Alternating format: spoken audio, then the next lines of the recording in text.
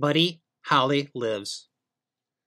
Hi there, welcome back to this week's edition of The Greatest Record Ever Made. I'm Carl Caffarelli, the co-host of This Is Rock and Roll Radio with Dana and Carl, heard every Sunday night from 9 to midnight Eastern Time, right here in Syracuse on Spark, WSPJ 103.3 and 93.7 FM, and on the web at sparksyracuse.org. I'm also a writer, and I've been working on a book called The Greatest Record Ever Made, Volume 1, dedicated to the notion that an infinite number of songs can each be the greatest record ever made, as long as they take turns. And, you know, that's what they got to do with their records. They take turns. They're round. Hey, peekaboo cover. Risque. This week, The Greatest Record Ever Made casts its spotlight on Buddy Holly, specifically on two sides of a 1957-45, Peggy, Sue, and Every Day. It's the only chapter in the book that covers two songs equally in one chapter. This piece, the Buddy Holly chapter, was originally written outside of my Greatest Record Ever Made series. It was written for a series called The Everlasting First, which is my reminiscences about how I came to discover various pop performers, singers, groups, and also comic book superheroes. One of each category for each letter, beginning with A for Aquaman and A for Artful Dodger, and so on. I really need to finish the series. I'm halfway through T with Tarzan. T for the Turtles is next, whenever I get around to it. And the Buddy Holly piece was part of that originally. And it got a little bit of action, certainly among my family, but also among pop music fans. A rock and pop journalist of my acquaintance, Deborah Ostrov, was putting together an online rock magazine called REET, R-E-E-T, exclamation point, all capitals, which was curated by John Mendelsohn, of course, a legendary rock journalist from Rolling Stone, Cream magazine, and also wrote the liner notes to the Kink Chronicles double album set, which was very, very important album for me as I was becoming a Kinks fan in the 70s. And the Buddy Holly piece was one of the things that I sent to her for consideration for REET. And she sent all of the pieces that I sent to her, forwarded them to John Mendelsohn. And she told me that John flipped out over the Buddy Holly piece. And of course, that wound up in the one and only online issue of REET. So that's pretty cool. That was pretty cool for me. When I was putting together the book, or started to put together the book for The Greatest Record Ever Made, my agent got back to me after reading the chapters that had been written up to that point and what I had as far as ideas about what the book should be. And she told me, Carl, the Buddy Holly chapter made me cry. And that's illustrative, I think, of the importance of pop music to our lives. If pop music were only a soundtrack, if it was just music that played while we lived our lives, that would be enough. That's plenty.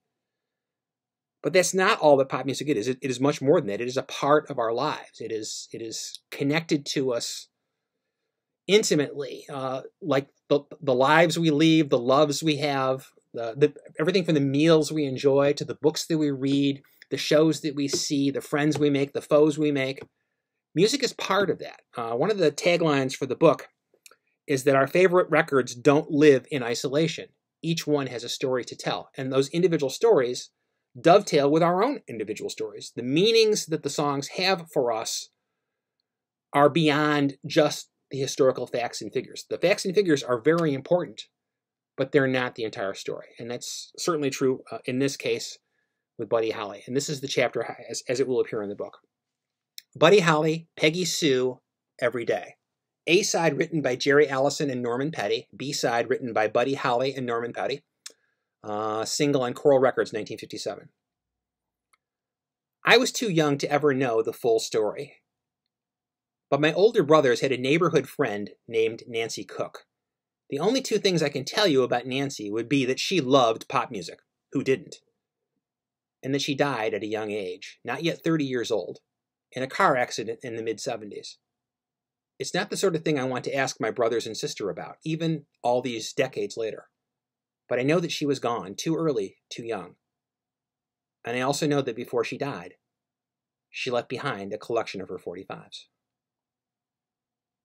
My first conscious exposure to Buddy Holly came via Don McLean.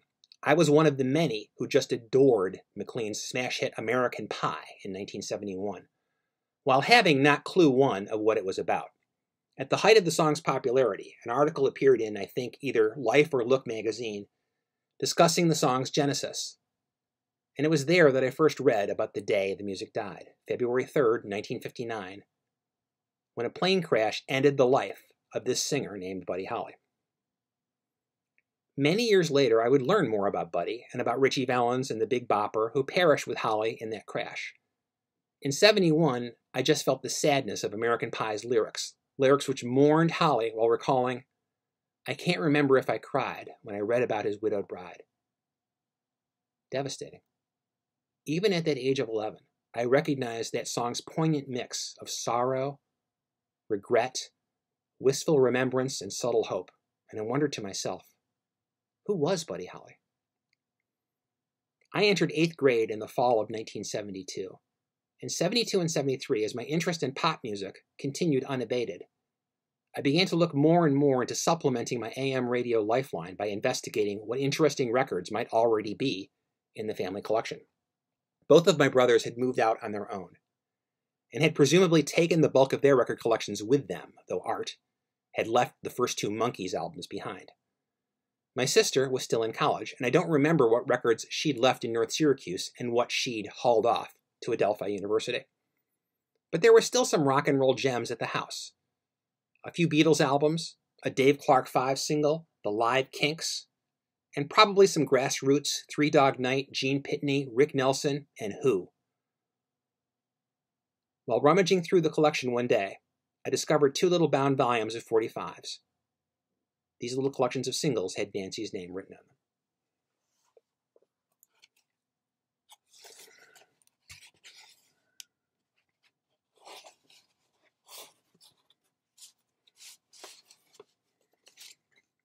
Fats Domino.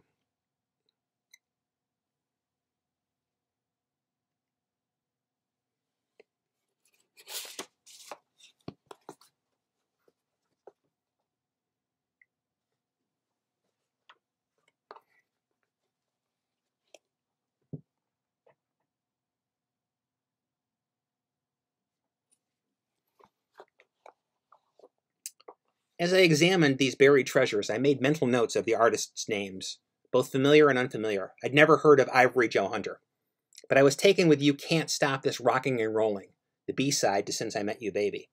I knew Elvis Presley, of course, though it would still be a few more years before I cared about him.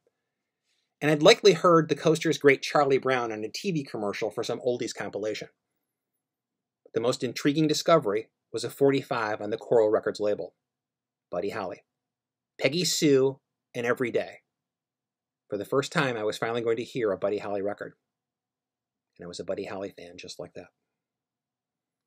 Both sides of the single captivated me. The hypnotic, rolling percussion of Peggy Sue and Holly's repeated, insistent pleading, Peggy Sue, pretty, pretty, pretty, pretty Peggy Sue, combined to convey sheer, urgent desire. On the flip side, Every Day eschewed the earthiness of Peggy Sue's primal plea and opted for a seemingly chaste wish for pure love everlasting. Every day seems a little longer.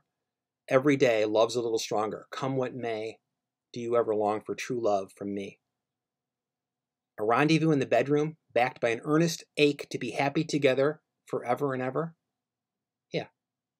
Yeah, I'm good with that. Throughout 8th grade, each day before school, I tried to make time to listen to both sides of that 45 before grabbing the bus. At some subsequent point, while enjoying my sacred Beatles stash, I noticed that a song on my favorite album, Beatles 6, was written by Buddy Holly. Words of Love was a Buddy Holly song? Ah! I couldn't have been more hooked on Holly by that point. But I'd reached a temporary plateau. I only knew a mere 3 Buddy Holly songs, and one of them was by Fab Four proxy. It would be a few years before I could advance beyond that. But Holly days would come at last. There were further Holly proxies to discover first. Linda Ronstadt's That'll Be the Day, and the Rolling Stones' Not Fade Away.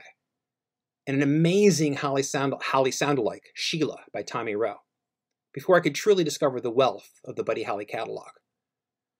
The 1978 film, The Buddy Holly Story, was an integral catalyst, even though I knew it was largely fiction. But I loved that movie anyway, and it prompted me to buy Buddy Holly and the Crickets' 20 Golden Greats Best Of.